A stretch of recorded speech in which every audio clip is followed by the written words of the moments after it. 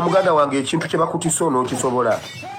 Nalabyeko oyo Pastor Kanyama gundi lw'omusana muganda wange ekintu kye bakutisa onookisobola. Yagambye Museveni si kyekizibu era ne waba avuddewo embeera ejjasigala nga y'emu kubanga eggwanga gwe lw'omusana byogerako bimanyi. Nedda byogerako bimanyi. Gwe n'ogamba mbufe abawansi ffe twayonoona ife twonoonye eggwanga bw'ovaawo n'ojja n'otubuulira mu kyaki nti kiringa amafuta amalungi ag'omuwendo mungi agakulukutiranga. Bayibuli yennyini eyogera amafuta gakulukuta gava ku mutwe nga gakka wansi. Gwate mu byobufuzi okikyusa ogamba gava ku bigere nga gambuka waggulu. Lw'omusana olina amagezi mu mutwe. Olina amagezi mu mutwe. Lw'omusana byogera obimanyi oba wakkiriza kukozesa. Bayibuli egamba ekikula mangu kifa mangu. Bw'ona otunda omutwe gwo ensi ekulaba. Okakasa Uganda tusobola terera nga Museveni avuddeko. Okakasa.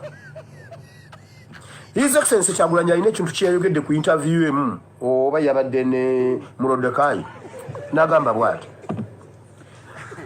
Ekintu ekyo kyankuteko buli muntu mu Uganda w'olisi olina okuba naddala mu abanyigirizibwa. President yagambye bw'ati nawangula akalulu nnyina kuba mu State House ndi mu exile.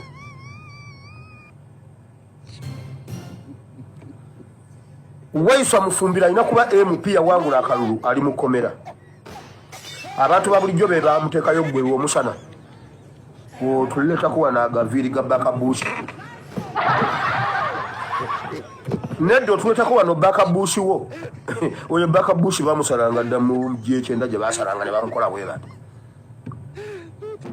Nedda ng'ogyeko Bakabushi okimanyi nti Mwanga Kivumbi yawangula akalulu alina kubeera mu Parliament.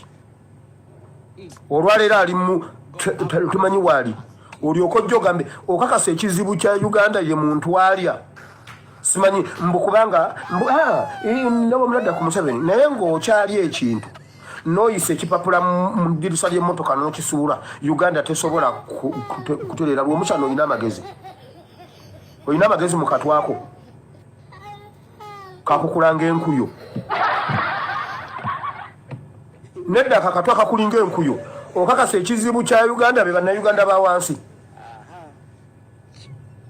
Okimanyi nti Kawuma alina kubanga waali mulamu naye Museveni yalagira bamutte.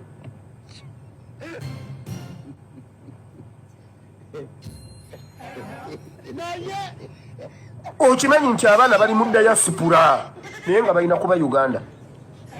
Okimanyi ba consultants abali ebweru w'eggwanga abajjanjaba bannayuganda e South Africa e Kenya mu Aga Khan.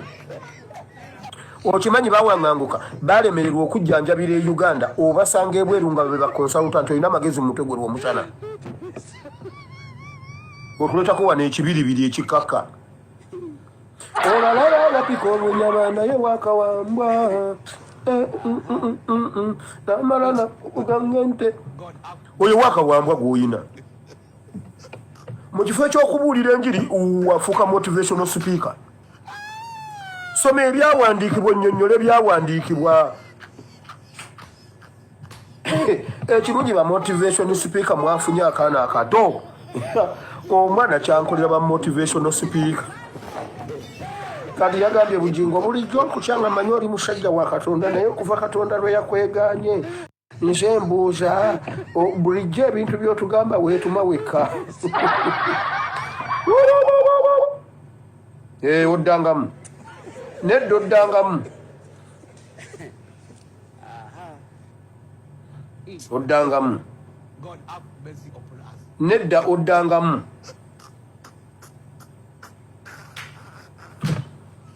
Va mu motivation gundi. Saba Mukama akuwe ekyawandiikibwa, Mukama akuwe enjiri, Mukama akuwe interpretation. Bible egamba Yesu bwe yamala okwogera ebyo n'ababikkula amagezi gaabwe. Gamba Mukama akuwe okubikkulirwa. Va mu bya motivation gundi. Ebyo baabitubuulira dda tebiina makulu. okakasa Uganda eyonoonesebwa wansi. Okimanyi bannayuganda balina okubeera mu UPDF ate bali mu bwa security kata. Abanyarwanda batalina kubeera mu Uganda ate be basirikale ba Uganda. Olina amagezi mutegula omusana.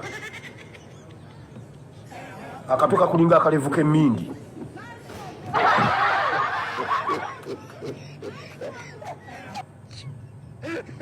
Bw'oba owulira nga Bayibuli ogimazeeyo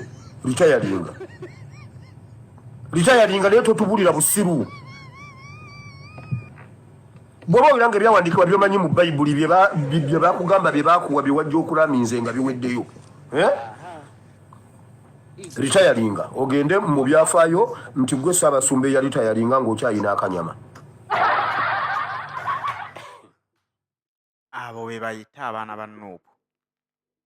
Bakugamba nti bantu nnyo singa oba obajjidde bulungi. Era bakkakkamu nnyo. Bw'obasanga oyinza okulowooza nti obalinnyako n'ogenda singa oba tokutte ku kye baagala. Naye Mukama Katonda akuvangamu n'osala layini n'oyagala okubalumba ojja kukitegeera.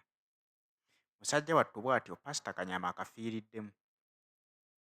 Yajja n'ayogera ebyanyumiranga abantu okuwulira. Kubanga yajjira mu Bayibuli ng'era musumba w'abalokole.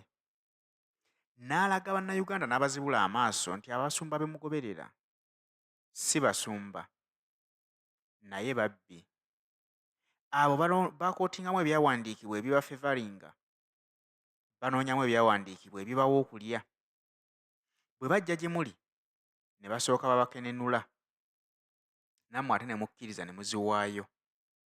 Bannayuganda baagamba nti ekitegeeza bulijjo twafa dda. Okuwaayo n'obutawaayo si tteeka, kubanga abasumba abamu bakugamba nti bw'otawaayo Katonda akunyiigira era naawe takuwa ekyo ky'oyaayaanira. Omusumba n'ababuusa n'abagamba nti okuwaayo kiba kyeyagalira okijja ku ntobo ya mutima gwo.